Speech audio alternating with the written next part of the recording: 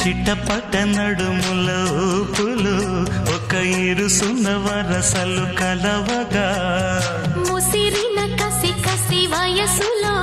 ఒక యదన సపదని సకలవుగా కాదంటూనే కలబడు అది లేదంటూనే ముడిపడు ఏమంటున్నా మదనుడు తెగ ప్రేమించాక వదలడు చూస్తా సొగసు కోస్తా వయసు నిలబడు కౌగిట అబ్బని తీయని దెప్ప ఎంత కమ్మగా ఉంది రోయప్ప అమ్మ నేను